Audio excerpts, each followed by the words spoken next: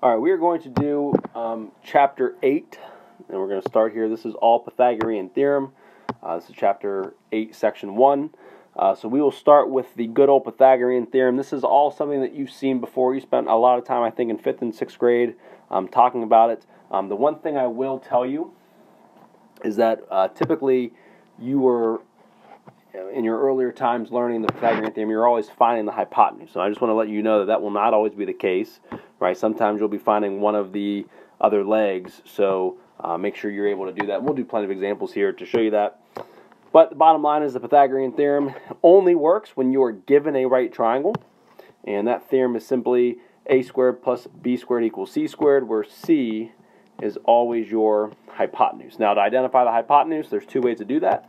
If I give you the triangle, the hypotenuse is opposite of the right triangle.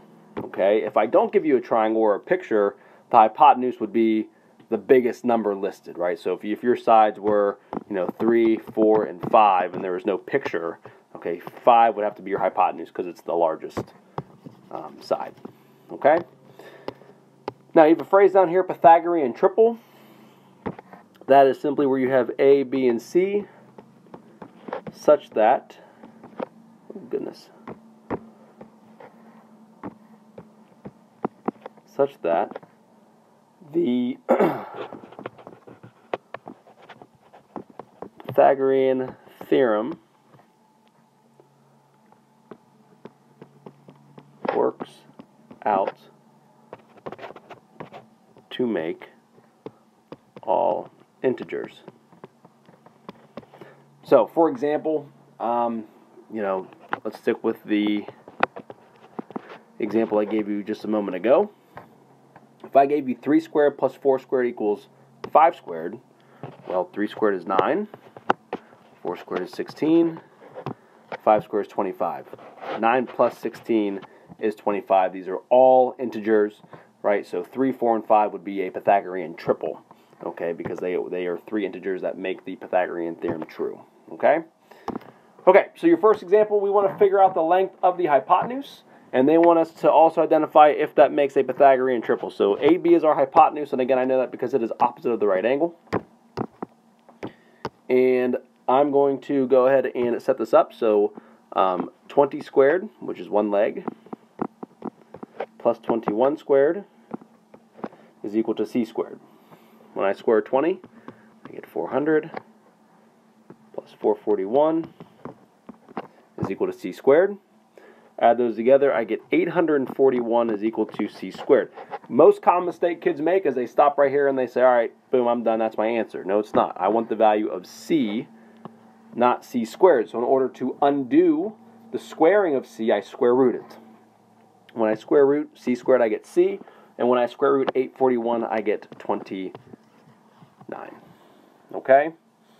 So that's my answer for the hypotenuse. Now the second part of the question is this a Pythagorean triple?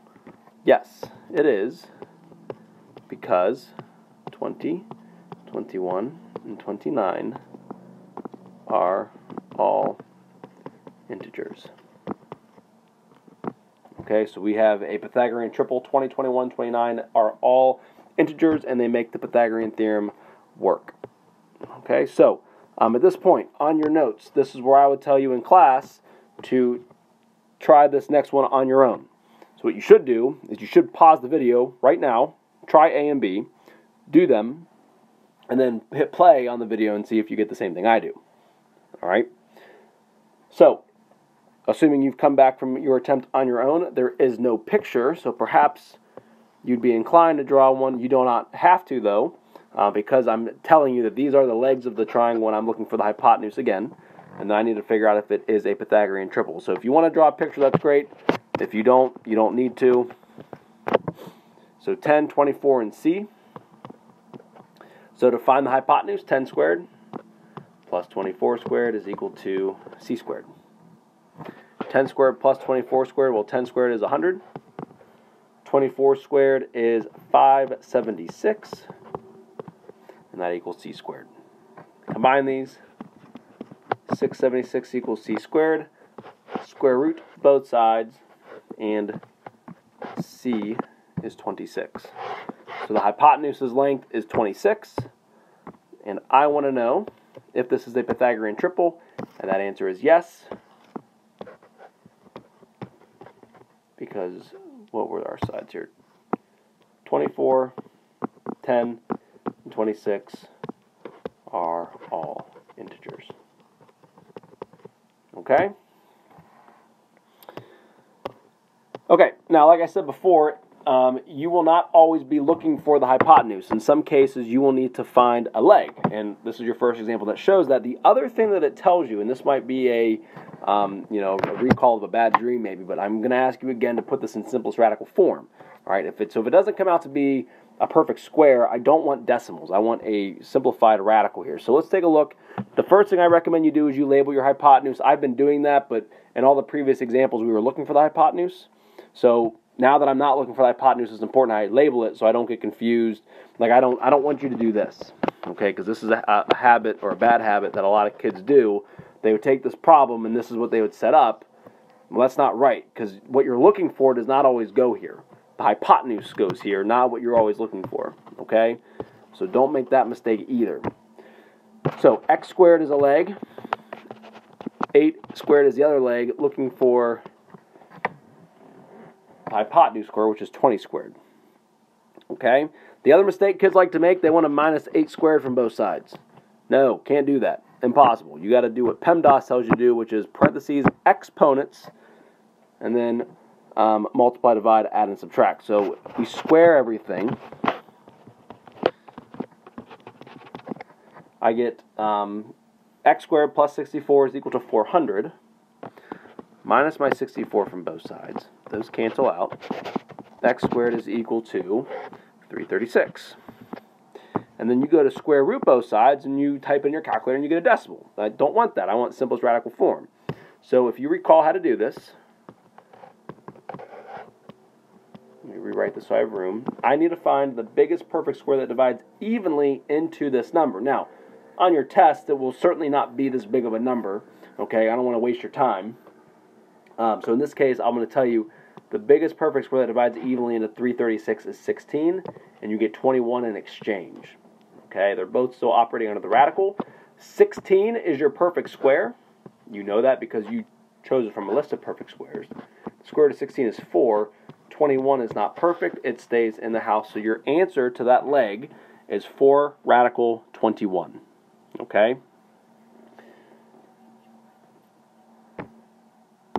Again, I'm going to do the next one, the next example here. This would be the point where I tell you do this one on your own.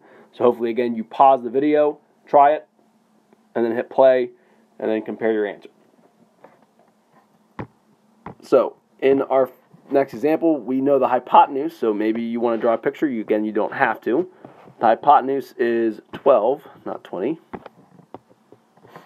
I'll make that my right angle. One leg is 6. We're looking for the other leg. All right, so visually that's what it looks like. So again, x squared plus 6 squared is equal to 12 squared. X squared plus 36, because 6 squared is 36, is equal to 144. Okay, let's go ahead and minus our 36 from both sides. X squared is equal to 108. Again, 108 is not a perfect square. The biggest perfect square that divides evenly into 108 is 36, and its partner is 3. The square root of 36 is 6. Radical 3. That is the length of this leg right here. Okay? And again, my answer was in simplest radical form. This would have given me a decimal. I don't want that. They asked for simplest radical form there. Now, you learned from the past 10 minutes and in your earlier mathematical career that, you have to have a right triangle. So let me put it this way. Given a right triangle, Pythagorean theorem works. Okay, that's been ingrained in your brain, and that's what we just spent the first half of this lesson going over. Well, the converse of that, if you recall from chapter 2 what the converse is, you flip-flop, the two parts of the statement. I'm going to say now, if the Pythagorean theorem works, if you get a true statement, okay, then you know that that triangle is a right triangle. So now I'm going to give you, three sides of a triangle, and I'm going to ask you to tell me if it is a right triangle. Well, you're going to tell me if you get a true statement. And what I mean by that is, if you solve the Pythagorean theorem and you get 100 equals 100, right? That's a true statement. 100 does equal 100. That's true. If you get a false statement, you get 100 equals 107, right? That's not true. This would tell me that it is not a right triangle. So if you get a true statement, you can conclude the triangle is a right triangle. If you get a false statement, you cannot conclude it is a right triangle. So our first example, you are given side lengths 85, 84, and 13. Is this a right triangle? And if so, explain. Well, again, this is a case where there's no picture, but I've given you all three sides. So I know that because 85 is the biggest number in those three numbers, 85 must be the hypotenuse. So my theorem is going to be set up as 13 squared plus 84 squared has to equal 85 squared. So I'm going to do this. I'm going to see if I get a true statement. Okay, so 13 squared is 169. 84 squared is 7,056. And then 85 squared is 7,225. All right, so I've squared everything. Now I'm going to add them together. When I add these two values, I do get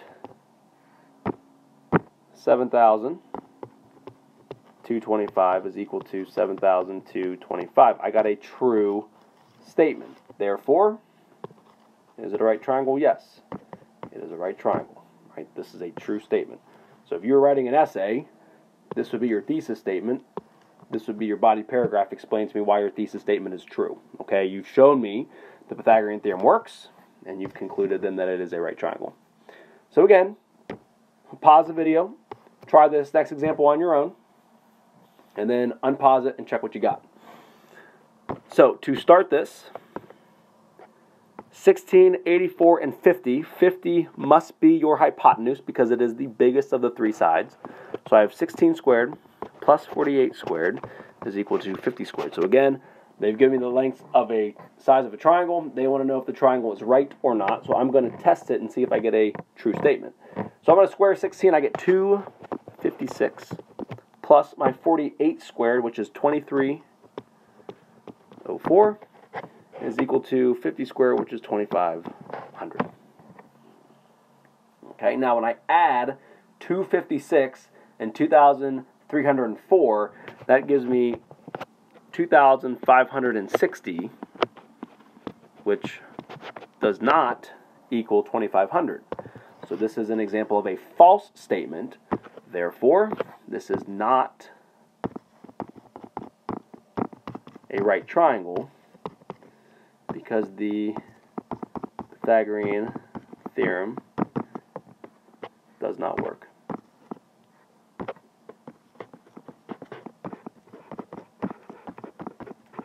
Okay? So you had one true statement, you had one false statement. All right, so again, if it's a false statement, it is not a right triangle. Now, last little bit of information here.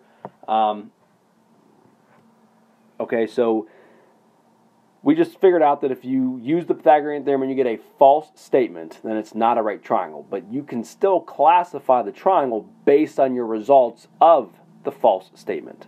So what I mean by that is, if you take a look at your first example, or your first theorem rather, it says if if you use the Pythagorean theorem basically, and you get a situation where the hypotenuse, its squared value is bigger than the squared value of the sum of the two legs, then the triangle is obtuse. So for example, if we had 3 squared plus 4 squared is equal to 7 squared. Okay, well 3 squared is 9 plus 16. That obviously does not equal 49. Okay, this is 25. 25 is less than 49. So everything's predicated on the hypotenuse. So in this picture, the hypotenuse, right, is 49. It's bigger than the squared sum of these two sides. Therefore, that means this side is really, really long. So if this side's really, really long, then that means the angle that creates it must be big. Therefore, it's an obtuse angle. It's bigger than 90. Okay? So that tells you that this would be an obtuse triangle. So the bigger the hypotenuse, the bigger the angle that creates that hypotenuse, so therefore it must be an obtuse triangle there. Now, on the same, or the opposite side of that coin rather, if you use the Pythagorean theorem and you get a situation where the hypotenuse is less than the squared sum of the two sides, that means the angle that's creating that hypotenuse must be really small or acute. So let's go back to our example. If you have, 3 squared plus 4 squared, well, let's do this.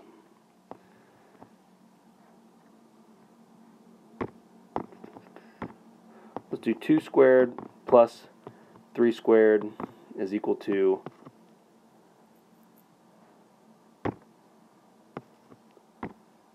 let's just do 3 squared, for example, just so you get the idea. Okay, so in this case we get 4 plus 9 is obviously not equal to 9. Okay, you get 13 is bigger than 9. The hypotenuse is smaller than the sum of these two sides, which tells me that this side must be an acute triangle because the hypotenuse is small, because this is small. If this is small, that tells me that the angle that is creating this side must be small, so it is an acute triangle. Okay? So we have one example left. We need to figure out if these side lengths make a right acute or obtuse triangle. So for the third time, the 14 is your biggest side. That must be your hypotenuse. So we're going to do 6 squared plus 11 squared is equal to 14 squared. So if we get a true statement, we have a right triangle. If we get a false statement, then we need to look at the hypotenuse. If the hypotenuse is too big, it's an obtuse triangle. If the hypotenuse is too small, it would be an acute triangle. So as we go through this, 36 plus 121 is equal to 196. Okay, and when I add 36 and 121, I get 157. And that value is smaller than my 196. All right, so in other words, the hypotenuse is big. It's too big. Okay, so that means the angle that it is creating is bigger than 90, so this triangle must be obtuse. All right, I hope that that makes sense, and if there are any questions, please email me, snydere@nhsd.net. Make sure you're getting your Fid Day work turned into me too. I've already been starting to put those grades in. So if you have any questions, like I said, email me and continue to check Google Classroom for different posts and everything regarding, everyday activity and assignments. Take care.